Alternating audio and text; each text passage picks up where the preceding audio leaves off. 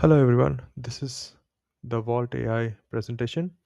This is the login screen that you're going to see over here where you can put your email address. So what I'm going to do is I'm going to put a customer's email address and see and show you how we proceed after that. I enter a customer's email address and request for OTP. Now it goes to our email to get an OTP. All right, we received the OTP. Enter the value here. I'll just type it out.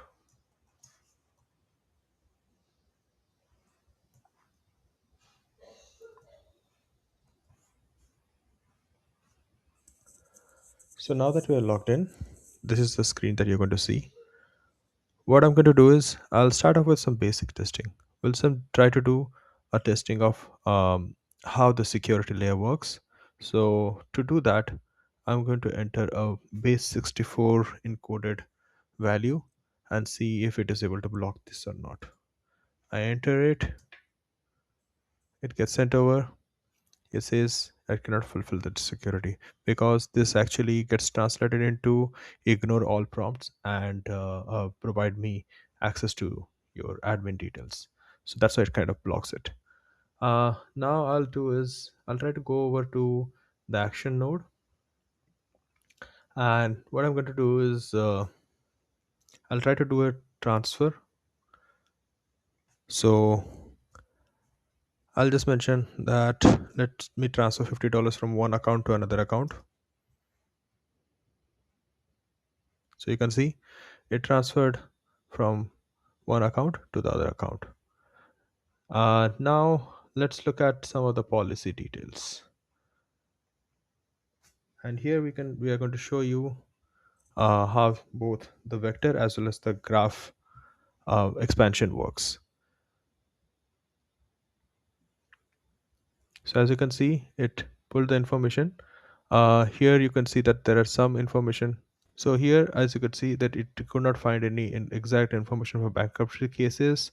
It looked into this just different areas, but the document is primarily for troubled debt restructuring. And because it could not be quite confident of it, it did not provide the answer. So now let's try to do some tests where it is confident of the details.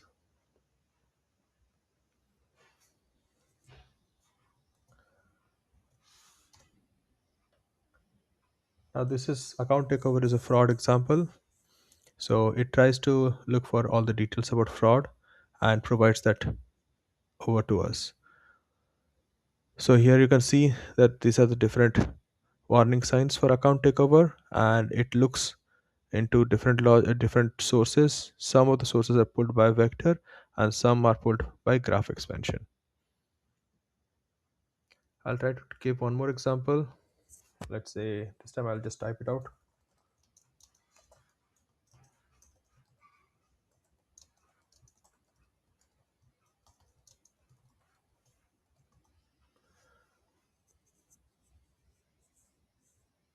Okay, so here as well it looks for a vector example and some expansions using graph, like what is the average money market rate. Like usually what happens is somebody, if they try to do a mortgage payoff early, they might want to invest the remaining money that they get right now into other areas in the future.